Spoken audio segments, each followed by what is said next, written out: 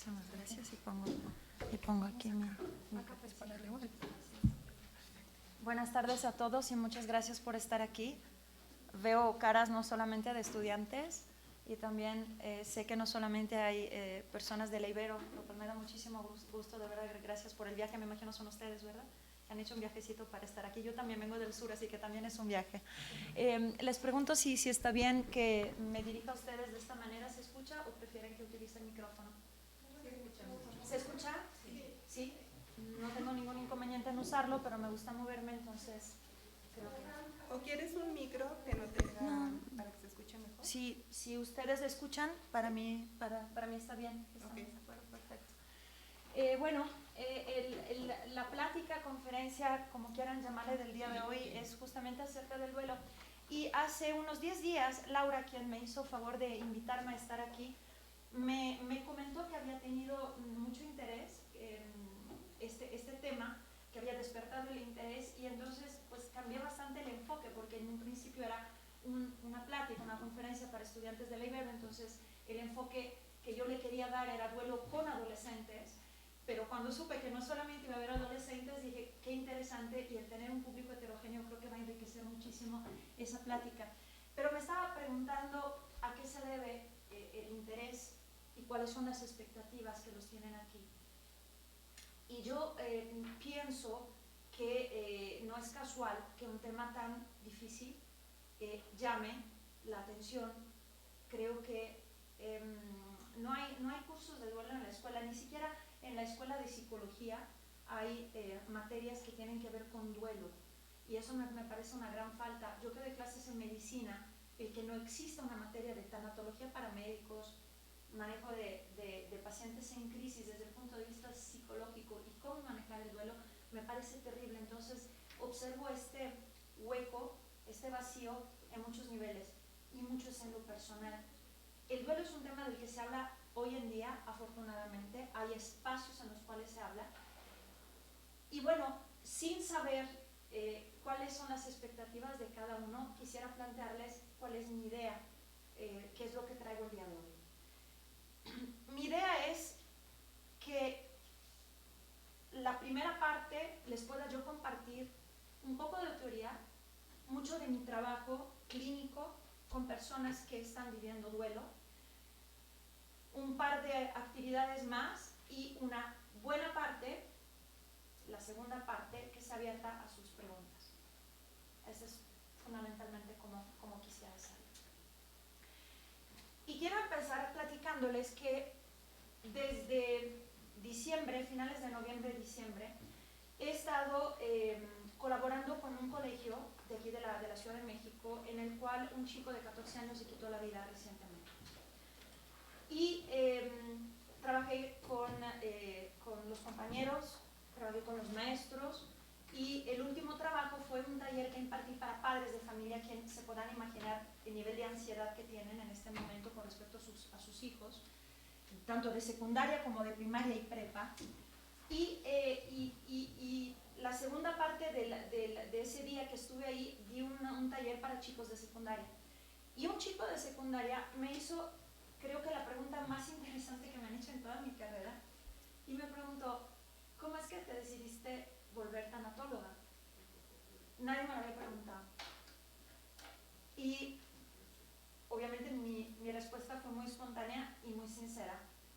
Y le platiqué que en 2001 falleció mi abuelo paterno, quien representó, digamos,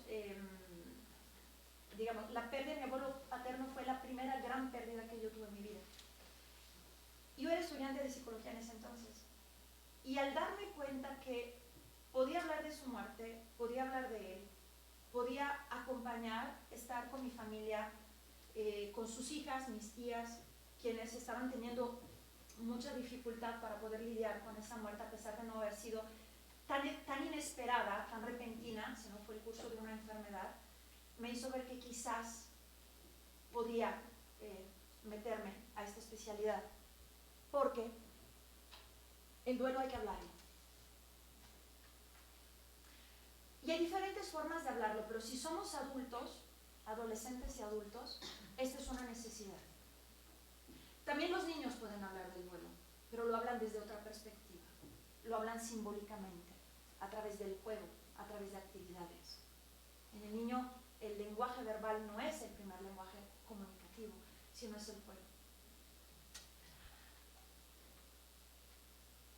Seguramente lo saben, pero no está de más decir, puntualizar, que el duelo es un proceso, es para adaptarnos. O sea, el objetivo es lograr una adaptación ante una pérdida de un objeto, y objeto entiéndase en un sentido psicoanalítico, ¿okay? Un objeto libidinal, o sea, un objeto con una carga afectiva de gran valor afectivo, justamente. Por ende, un objeto no necesariamente es una persona querida quien fallece, sino también una relación de pareja, por ejemplo. Perder un trabajo, siendo el objeto de gran valor afectivo, y no solamente afectivo es el trabajo. Ahora, no toda pérdida implica un duelo, pero cuando existe un proceso de duelo, necesariamente tenemos una pérdida atrás. ¿Me explico? Okay. No toda pérdida implica un duelo. O un duelo largo, porque también hay duelos cortitos, ¿sí? Muy chiquitos. Un día, un par de días, poco tiempo, ¿sí? Pero si una persona está en un proceso de duelo, quiere decir que antes ha habido una pérdida. Si no, lo confundimos con un proceso depresivo, o con un estado depresivo, con un trastorno depresivo, porque hay síntomas en común. También el duelo, este proceso es universal. Nos pasa a todos aquí en China.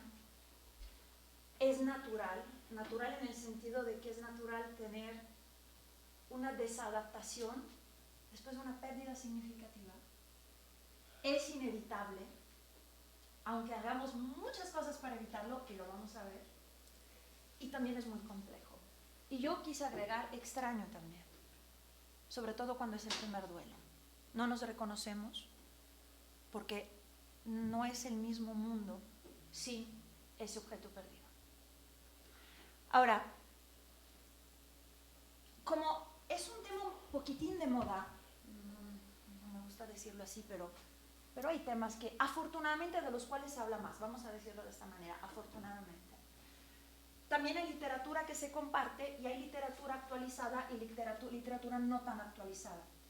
Resulta que hay expectativas que de pronto yo escucho a personas que tratan el tema en medios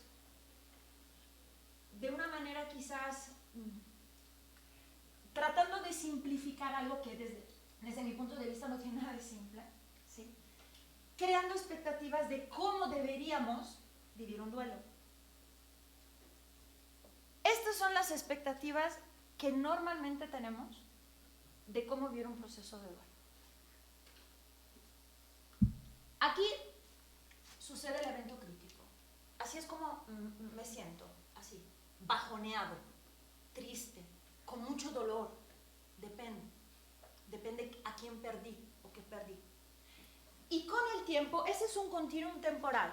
Evento crítico unos meses después, año y medio, en donde me permito tener un bajón, a lo mejor el cumpleaños de la persona que falleció, un aniversario, por ejemplo, si fue un divorcio, una pérdida de pareja, a lo mejor en Navidad, en fechas importantes. Estas son las expectativas del duelo, ¿sí? Es decir, conforme pasa el tiempo, poco a poco me sentiré mejor. Esta es la realidad. Ese es el duelo.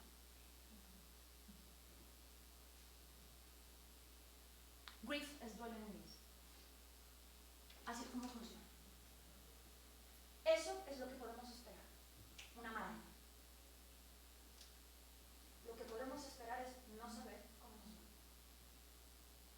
Y eso es lo que deberíamos, y cuido mucho esta palabra porque no suelo ocupar el verbo deber, pero deberíamos también esperar eso de las personas queridas que sufran un duelo, porque vamos a hablar de cómo acompañar a una persona en duelo.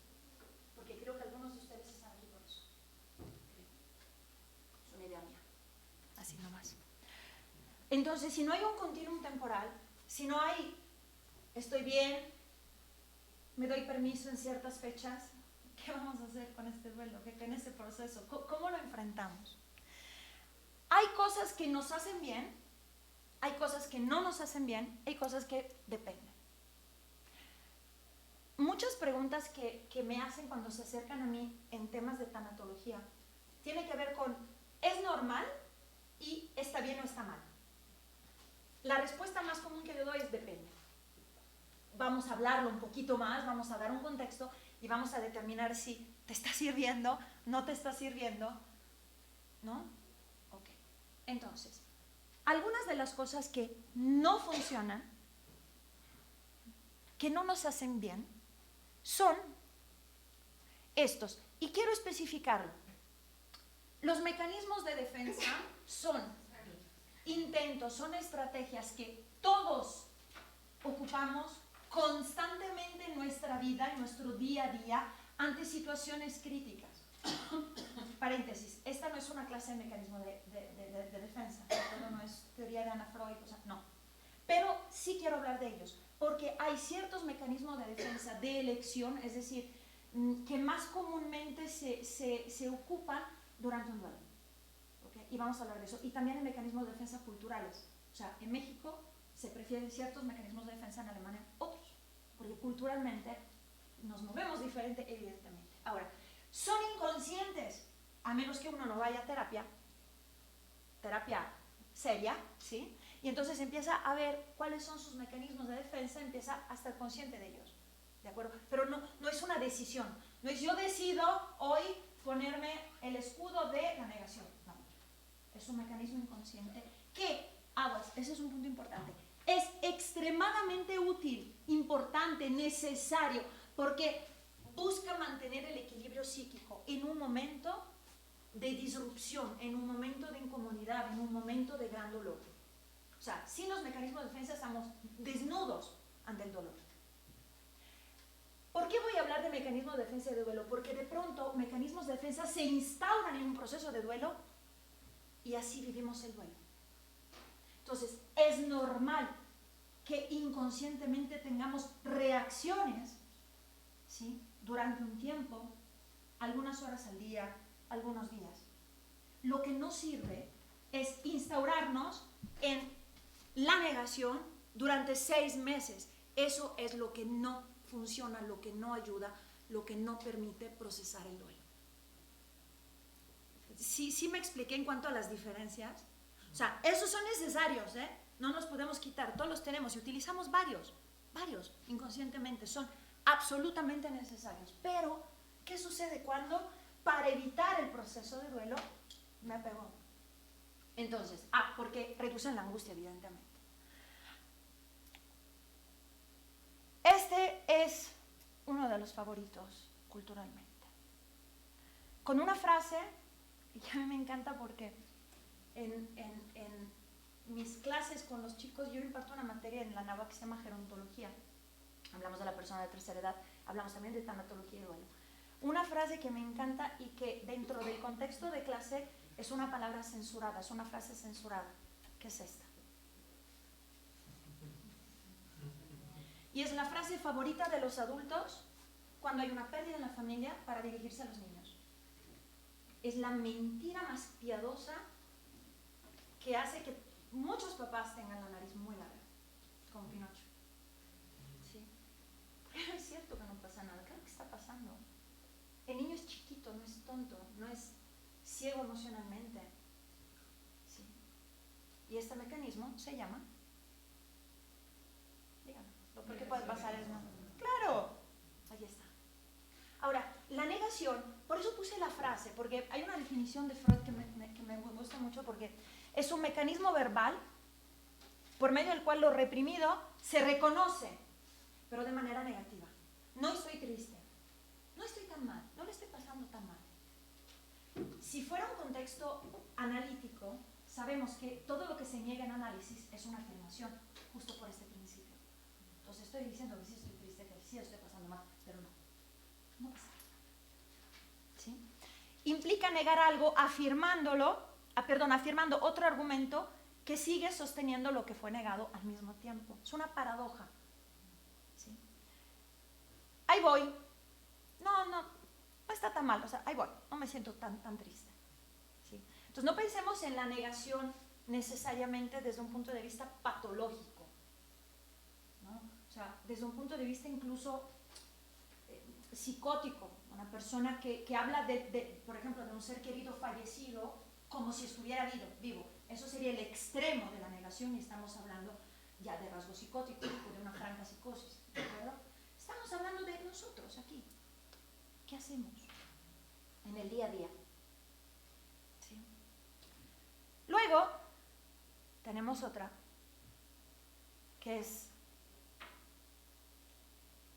todo aquello que me remite a la pérdida, ¿sí?, de la relación, de la persona querida. ¿Qué hago? Sombrero. ¿Cómo? Sombrero. Sí, que es una forma de negar, pero ¿qué está haciendo este chico? Una máscara. No hablar. Darle la espalda. Se está alejando, le da la espalda. Se llama evitación. ¿Sí? Hay una diferencia de evitación y negación, sutil. Evitación es evitar pensar, evitar sentir, lo cual lo hubiera puesto entre comillas porque es bastante absurdo, pero hacemos muchos esfuerzos para no sentir, o exponernos a situaciones que nos generan angustia, dolor, ¿de acuerdo? Huir para evitar todo aquello que provoca dolor emocional. Aguas, hay muchas formas de evitar. Consumo de sustancias es para evitar, o sea, las sustancias, el alcohol, evidentemente, empezando por eso, sirve para embotarnos, para, ¿cómo se dice? Numbness, o sea, como crear ese embotamiento afectivo que hace que en ese momento nos sintamos. Es como una anestesia para nuestras emociones. Y funciona. Por eso la gente se droga, o sea, funciona. Son muy efectivas. No para procesar el duelo, pero son muy efectivas para no sentir. Absolutamente, se la recomiendo mucho. Otras maneras de practicar la evitación en un proceso de duelo son conductas promiscuas, actividades que producen adrenalina, ¿no? Y también sumergirnos en el trabajo, también conductas, limpieza compulsiva. Hay muchos ejemplos de cómo poder evitar el dolor emocional, ¿de acuerdo? ¿Ven la diferencia entre volvernos workaholic, o sea, de verdad no poder vivir si no estoy trabajando, y sublimar mi dolor a través de trabajo artístico, trabajo de voluntariado? O sea, son dos cosas distintas. Si no trabajo, no puedo vivir. O sea, necesito el trabajo para poder sobrellevar este dolor. Esa es la evitación. ¿Okay? Este es un mecanismo uno de los favoritos aquí en México, la evitación. Sí. Disculpa, no entendí lo que dijiste del voluntariado. Sí, cuando un mecanismo, no todos los mecanismos de defensa suenan con esta connotación negativa, ¿sí? La sublimación es un mecanismo de defensa que nos permite canalizar la angustia, específicamente en el caso del duelo, el dolor emocional, hacia actividades productivas y también en función de los demás. Por ejemplo, voluntariado, por ejemplo, actividades artísticas. Por ejemplo, mi niño falleció de cáncer y yo quiero trabajar, quiero apoyar a papás que tienen niños con cáncer. Eso sería sublimar. Y eso es un mecanismo de defensa frecuente en el duelo, pero ya cuando se ha procesado el duelo. No cuando se está procesando. No es evitación. No es evitación, no. Se llama sublimación. Luego hay otro.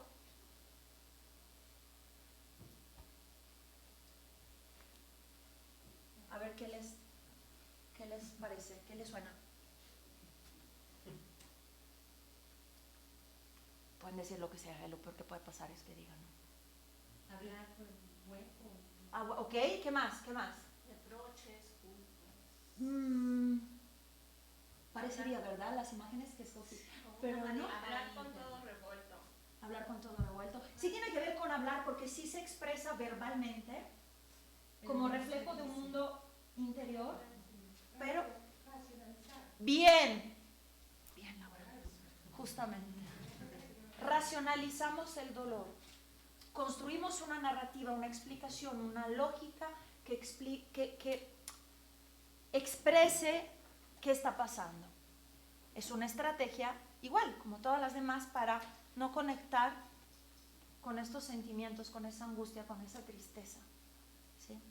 La racionalización es muy de moda hoy en día. Ocupamos mucho la racionalización, que es un poquito diferente de la intelectualización. Una persona puede racionalizar sin intelectualizar, pero no hablé de la intelectualización porque no es la más frecuente en procesos de duelo. Perdón, voy a borrar esta cosa que visualmente me... pero la flechita no aparece. Aquí está. Tum, tum, tum, tum. Ok, ahí va. Ok. Y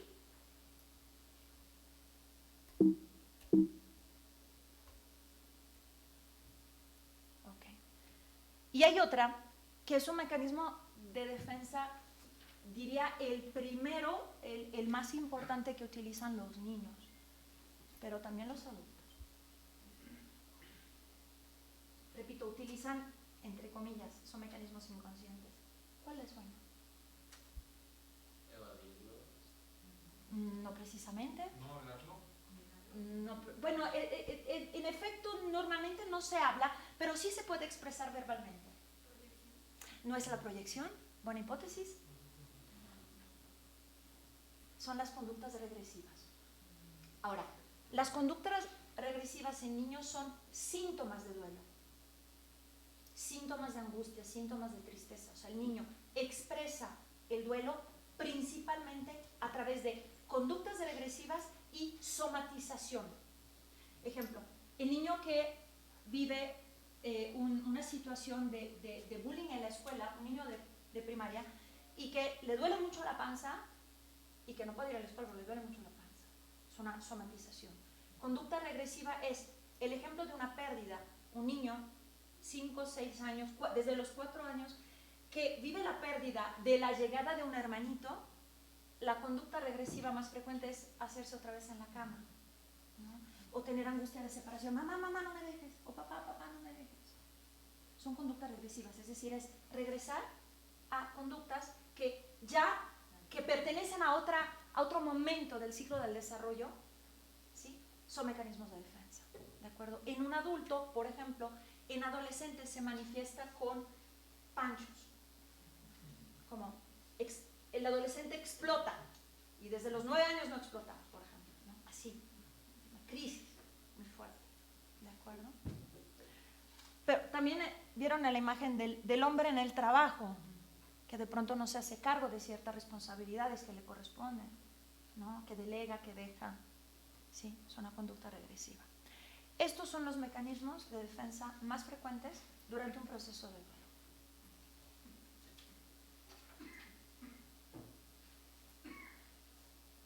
Ahora, un duelo es complicado per se y es complicado dependiendo de la persona que lo vive. Yo quiero poner el enfoque en los elementos en torno a la persona que llegan a complicar un duelo, y son muchos. El tipo de pérdida, ¿sí? Porque no es lo mismo llevar 2 años con conflicto de pareja y amenazarnos con que nos vamos a separar y hablar de posibilidades y demás, y de pronto el otro dice ya, a que un día llegue la persona y diga ya se acabó. O una muerte repentina, inesperada, impacta evidentemente mucho más de una muerte después de un proceso de enfermedad en una persona, por ejemplo, de la tercera edad. Entonces, el tipo de pérdida y específicamente el tipo de muerte influye muchísimo en la complicación de un duelo. Si es una muerte violenta, ya sea por suicidio, ya sea por homicidio, ya sea por un asalto, complica mucho el duelo. Si, no sé si lo puse más adelante, pero el no contar, cuando hablamos de una persona que fallece, y no tener un elemento tangible al que poderle llorar, complica muchísimo el duelo. Y eso es una situación trágica que están viviendo muchas familias que perdieron a sus seres queridos en la explosión del ducto en el estado de Hidalgo, porque no hay un pedazo de tela de la blusa de la playera del hijo, del esposo, del primo, que haya quedado. Entonces, si yo no veo, lo voy a decir de esa manera, si no veo el muerto, ¿cómo puedo empezar el proceso de duelo? Es muy complicado. ¿Sí? Las desapariciones, las personas que desaparecen, complican muchísimo, muchísimo el duelo. Son duelos extremadamente complejos. Si es una muerte violenta, ¿hay justicia o no la hay? ¿Por qué es tan, no fácil, pero por qué se nos hace como más espontáneo pensar que una familia que lleva 5, 6, 10 años buscando justicia en un caso de homicidio, decir, es que te estás desgastando, ya déjalo, no, espérate. Es que eso me va a dar el cierre a mí, para mi proceso de duelo.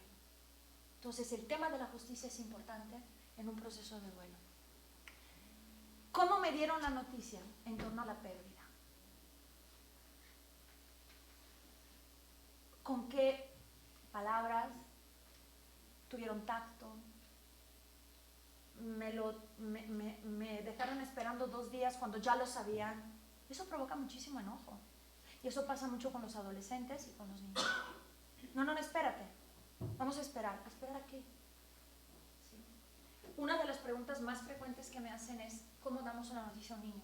¿No? Y es todo un tema. O sea, el duelo con niños es todo un tema. Este no es el tema de la conferencia porque sería una materia de un semestre y sería 2 semanas hablar de duelo con niños. Pero quiero decirles que a los niños la noticia de una pérdida se tiene que dar lo más pronto posible y con la verdad.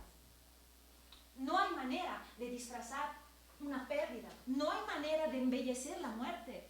Es algo terrible y tienen todo el derecho de vivir su proceso de duelo.